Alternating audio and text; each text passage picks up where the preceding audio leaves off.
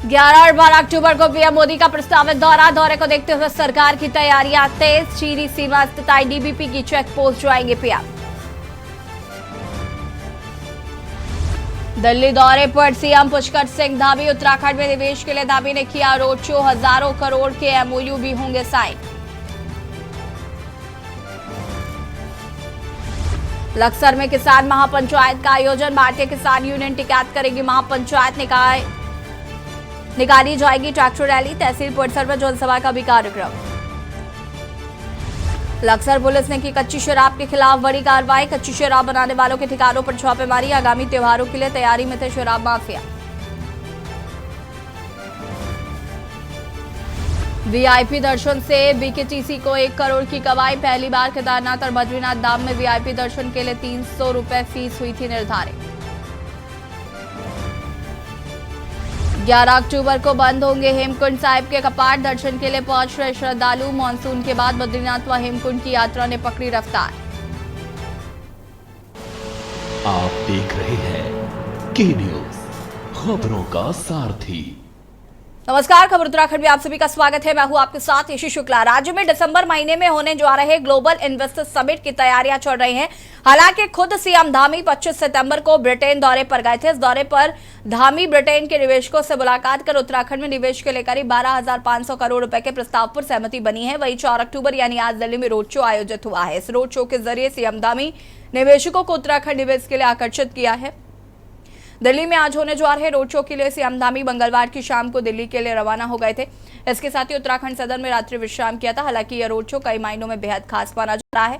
वहीं सीएम धामी ने कहा है कि समिट के लिए अभी जितने भी कार्यक्रम हुए उसमें अच्छा निवेश आया है और आगे भी अच्छा निवेश आएगा।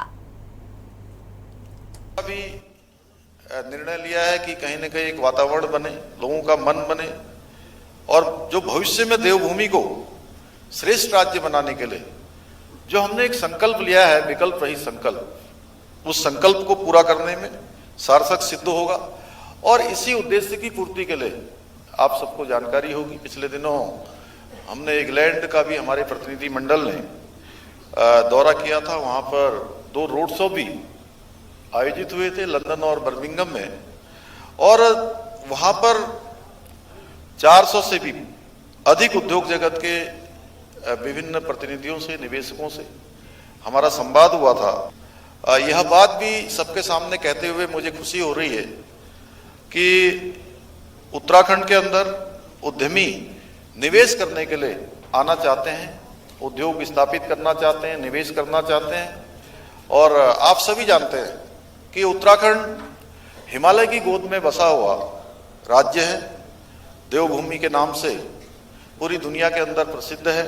रजिस्ट्रेशन सेल की स्थापना की है जिससे आप सभी को राज्य में निवेश करने के लिए किसी भी प्रकार की कोई परेशानी ना हो, कोई परेशानी हो तो उसके माध्यम से जो ये सेल बनाया है उससे कहीं ना कहीं उसके समाधान की ओर आगे को बढ़ा जाए। मुझे यह भी बताते हुए आप सबको प्रसन्नता हो रही है कि हमने विभिन्न सेक्टरों में निवेश मित्र की नियुक्ति की है, जिसमें 5 करोड़ रुपए से अधिक की पूंजी निवेश करने वाले उद्यमियों के लिए सिंगल पॉइंट ऑफ कांटेक्ट होंगे और राज्य की ओर से उपलब्ध कराई जाने वाली एनओसी आदि जो भी प्रक्रिया है उस प्रक्रिया को संपन्न कराने के लिए ये आपके सहायक के रूप में होगा। इस आयोजन हेतु हमने राज्य के लिए फोकस सेक्टरों की पहचान की है। लक्सर में आज होगी किसान महापंचायत। आपको बता दें कि भारतीय किसान यूनियन टिकैत करेगी महापंचायत। निकाली जाएगी ट्रैक्टर रैली। तहसील परिसर में जनसभा का भी है कार्यक्रम। भारतीय किसान यूनियन टिकैत करेगी महापंचायत। निकाली जाएगी ट्रैक्टर रैली। तहसील परिसर में जनसभा का भी है कार्यक्रम। लक्सर में आज होगी किसान महापंचायत।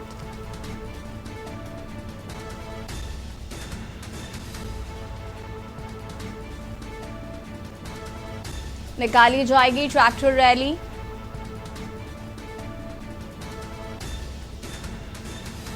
तहसील परिसर में जनसभा का भी है कार्यक्रम।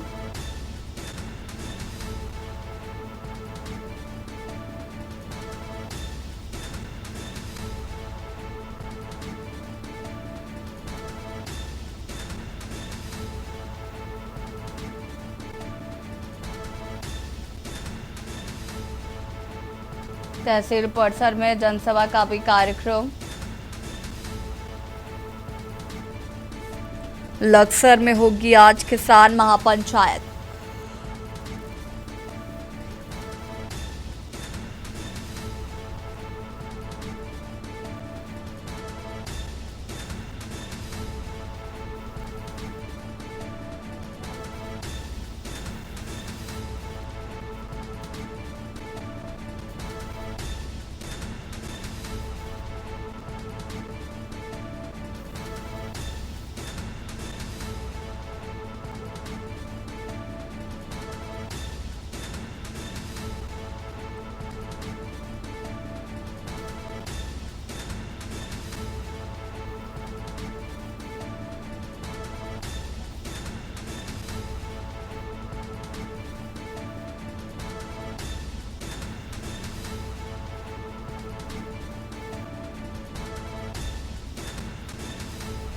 निकाली जाएगी ट्रैक्टर रैली।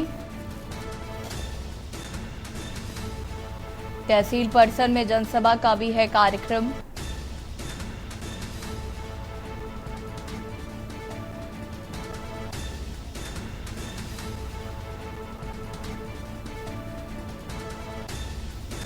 भारतीय किसान यूनियन टिकैत करेगी महापंचायत। और इसी खबर पर हमारे साथ लक्सर से संवाददाता रामगोपाल जुड़ चुके हैं। रामगोपाल जी, क्या कुछ जानकारी है किसानों की महापंचायत को लेकर, साथ ही साथ जो ट्रैक्टर रैली निकाली जाएगी? बिल्कुल यही देखिए, पिछले दिनों जो लक्सर और हरिद्वार देहात क्षेत्र में यानी कि कहा जा सकता है कि पूरे जिले में जिस तरीके से बाढ़ आई थी और उस बाढ़ में किसानों की फसलें नष्ट हुई हैं, व्यापारियों का नुकसान हुआ है, उसी कई मांगों को लेकर के साथ में बिजली और किसानों के कृषि कार्ड की माफी के साथ में बिजली के बिल और 11,000 रुपए प्रति बीघा के हिसाब से जो मुआवजा है सरकार से उसकी मांग कर रहे हैं।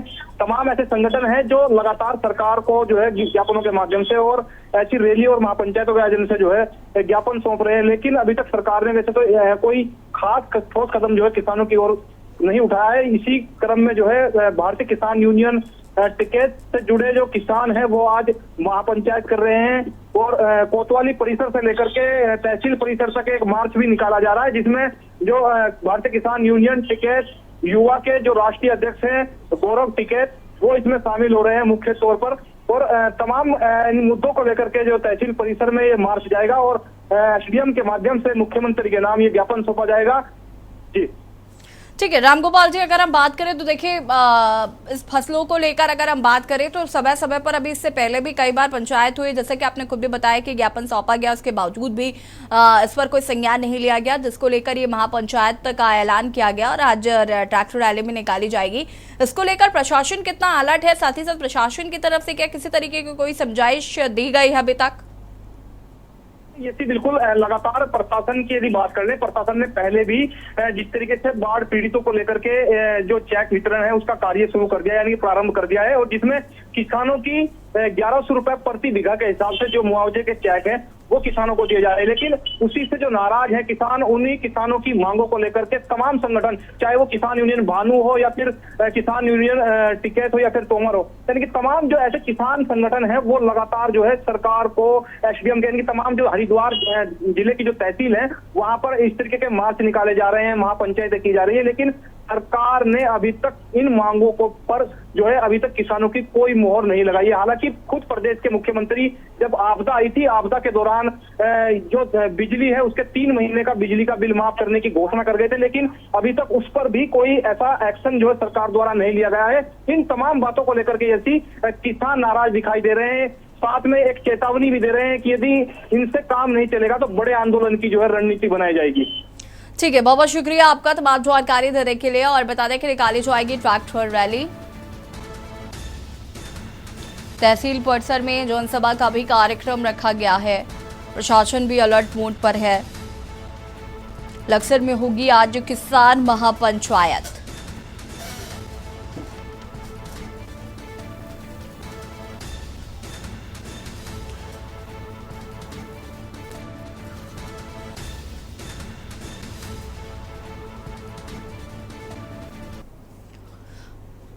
देहरादून से खबर आपको बता देते हैं, जहां पर उत्तराखंड सरकार ने नई आबकारी नीति को लागू किया है। शराब के शौकीनों के लिए सरकार का ये बड़ा तोहफा। आपको बता दें कि लाइसेंस देने का प्रावधान किया, व्यक्तिगत उपयोग के लिए घर में खोल सकते हैं बार।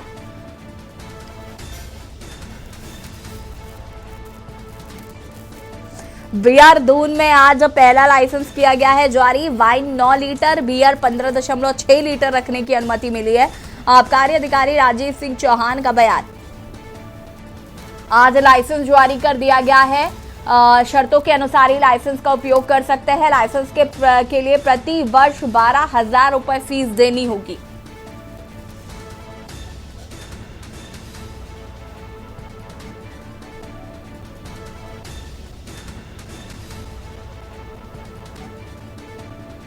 आबकारी अधिकारी राजीव सिंह चौहान का बयान। आज लाइसेंस जारी कर दिया गया है। राजीव सिंह चौहान की तरफ से यह बताया गया, शर्तों के अनुसार ही लाइसेंस का उपयोग कर सकते हैं।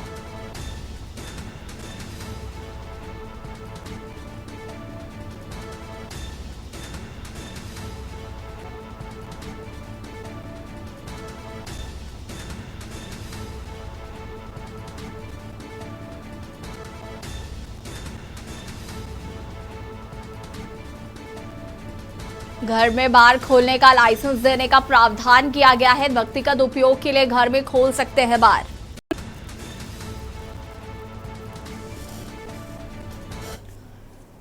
उत्तरकाशी से खबर, जहां पर ठंडे बस्ते में रमेश पोखरियाल निशंक की घोषणा। यमुनोत्री जिले सहित की थी 3 जिलों की घोषणा। 12 वर्ष बीतने के बाद खुद को ठगा महसूस कर रहे हैं लोग। नए 4 जिले में यमुनोत्री, कोटद्वार, रानीखेत, डीडीहाट शामिल। नए जिलों को लेकर जनता पूर्व में कई बार कर चुकी है प्रदर्शन। 12 वर्ष बीत जाने के बाद जनता खुद को ठगा हुआ महसूस कर रही है।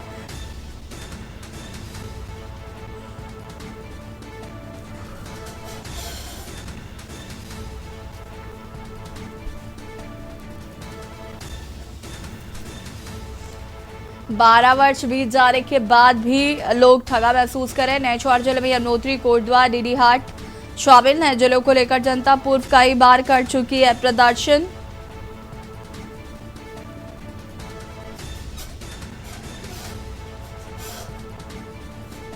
यमुनोत्री जिले सहित की थी 3 जिलों की घोषणा।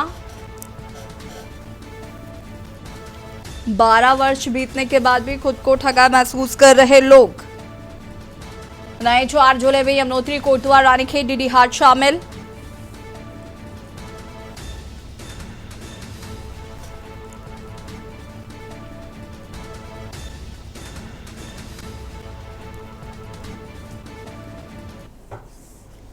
और लक्सर पुलिस ने की बड़ी कार्रवाई। कच्ची शराब के खिलाफ बड़ी कार्रवाई की गई। बता दें कि कच्ची शराब बनाने वालों के ठिकानों पर की छापेमारी।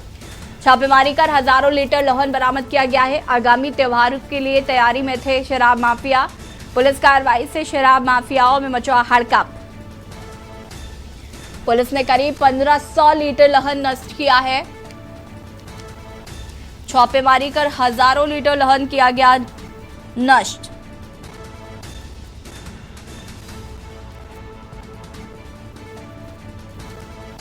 आगामी त्योहारों के लिए तैयारी में थे शराब माफिया।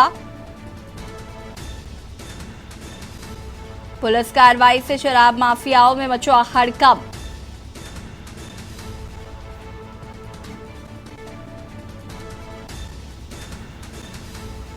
लक्सर पुलिस ने की बड़ी कार्रवाई। हजारों लीटर लोहन नष्ट किया गया है।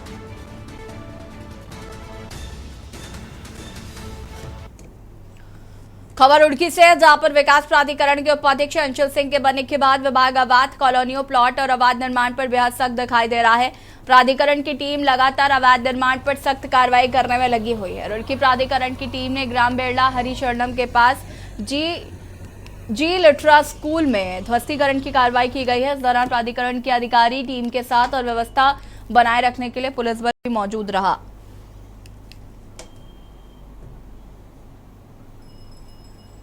हमारे हमारे उच्चाधिकारियों के आदेशों के क्रम में ये जो है दूसरा फेज़ चल रहा है। पहला फेज़ हमने मंगलौर रोड था और जो बड़ी बड़ी जो कॉलोनियाँ डेवलप की जा रही हैं और उनके द्वारा जो भू माफिया टाइप के हैं और जो अवैध प्लॉटिंग जो कर रहे हैं उनके द्वारा किसी प्रकार का सहयोग या प्रशासन को नहीं दिया जा रहा है, ना लोगों को, आम पब्लिक को दिया जा रहा है। तो ये कार्रवाई जो है हमारे दूसरे चरण में चल रही है और ये दूसरे चरण में चौथे नंबर की कॉलोनी हमारी टूट रही है।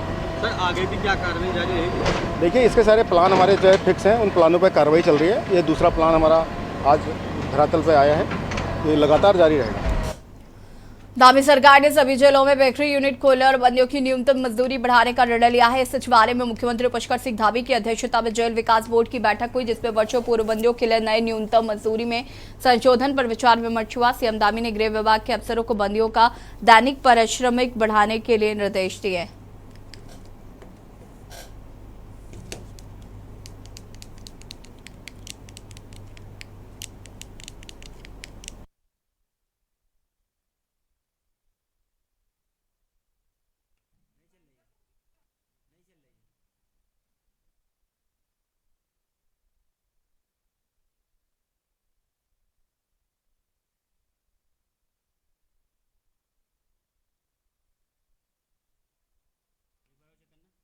इरादा था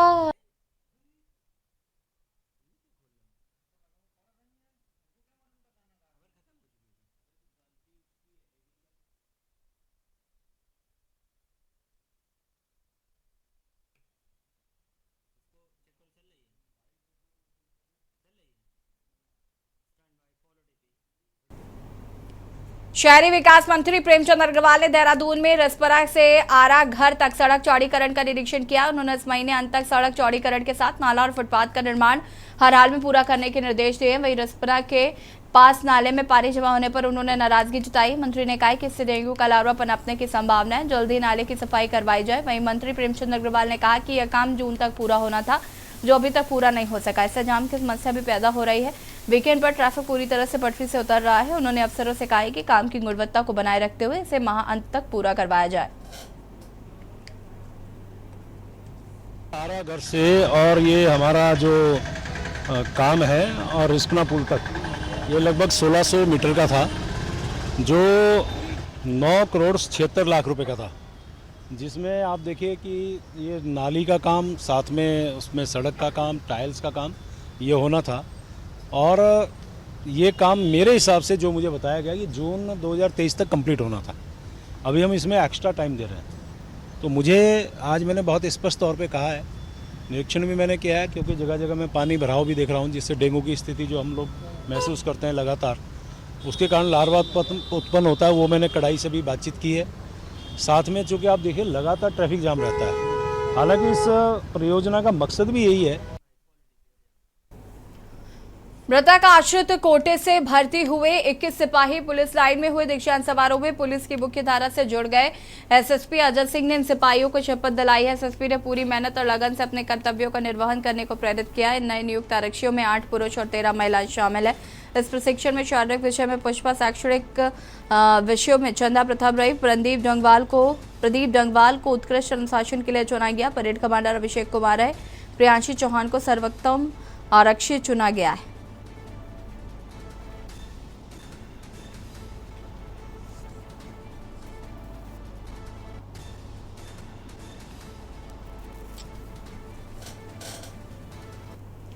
खबर हल्द्वानी से है, जहां पर रामलीला कमेटी बचाव संघर्ष समिति ने रामपुर रोड स्थित एक निजी होटल में प्रेस वार्ता की, जिसमें उन्होंने बताया कि कमेटी भंग होने की 7 साल बाद भी कमेटी के चुनाव नहीं कराए गए। 2016 में प्राचीन रामलीला कमेटी को भंग किया गया था। तब से सिटी मजिस्ट्रेट की ओर से इसका संचालन किया जा रहा है।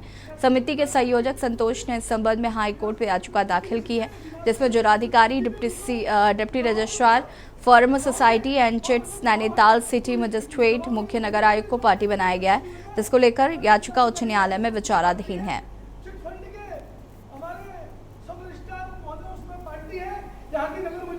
हम हमारी श्री रामलीला कमेटी बचाओ संघर्ष समिति के संयोजक संतोष कबड़वाल जी के द्वारा एक याचिका उच्च न्यायालय में लंबित है, और जिसके लिए यहाँ के जिलाधिकारी महोदय, यहाँ के नगर मजिस्ट्रेट महोदय जो कि रिसीवर रामलीला कमेटी है, चिटफंड के सब रजिस्ट्रार हमारे नगर आयुक्त महोदय, सब उसमें पार्टी बना रखे हैं हमने। उसके बावजूद भी अगर ये चर्चा हमें सुनाई दे रही है कि ये ट्रस्ट बनना है दबाव के कारण, भूमाफियाओं की और प्रशासन की मिलीभगत से अगर ये ट्रस्ट बनेगा तो उसमें हम उन सभी अधिकारियों के खिलाफ कंडेम टू कोर्ट लगाएंगे और फिर हम उग्र आंदोलन के लिए बाध्य होंगे। अगर इसमें कहीं भी हल्द्वानी की शांति व्यवस्था चरमराती है तो उसकी पूरी जिम्मेदारी शासन प्रशासन की होगी। आपका नाम? मेरा नाम मदन मोहन जोशी, सह संयोजक श्री रामला कमेटी बचाओ संघर्ष समिति। भूमाफिया की नज़र तो सभी में है, हल्द्वानी की लगभग सभी जगहों में उनकी नज़रें हैं और कब्जा भी हो गया कई जगह।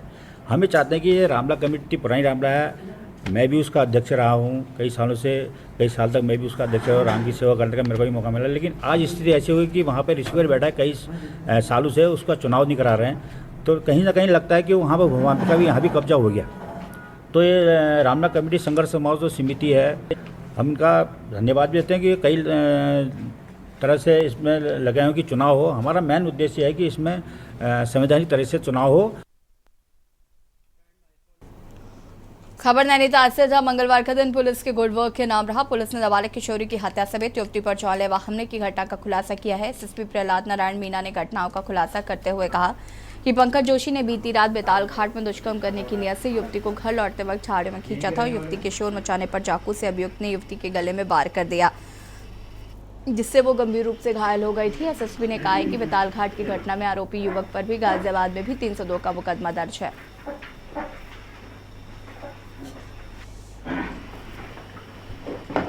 1 तारीख की शाम को एक गांव की एक लड़की के ऊपर किसी अज्ञात व्यक्ति के द्वारा हमला किया गया और हमला करके उसको घायल कर दिया गया। इसमें तत्काल हमारे द्वारा 307 में एफआईआर लिखी गई और एफआईआर लिखने के बाद में जो हमारी पुलिस की टीम है उसने जो हमलावर है उसकी तलाश शुरू कर दी और कल हमारी टीम को एक बड़ी सफलता इसमें हाथ लगी, जिसमें पाया गया कि अभियुक्त जो है, जो लड़की पर काफ़ी दिनों से गलत नज़र रखता था, उसने लड़की का पीछा किया और लड़की को अकेला पाकर उस पर हमला किया। लड़की ने अपने बीच बचाव में जब विरोध किया तो उसके द्वारा चाकू से लड़की के ऊपर हमला किया, लेकिन उसके चिल्लाने पर कुछ गांव वालों के द्वारा लड़की की मदद की गई और अभियुक्त वहाँ मौके से भाग गया। बाद में हमारी टीम ने अभियुक्त को गिरफ्तार किया गया, उसके द्वारा जो है ये जुर्म किया जाना कबूल किया। और इस खबर उत्तराखंड में फिलहाल इतना ही। देखते रहिए के न्यूज़। नमस्कार।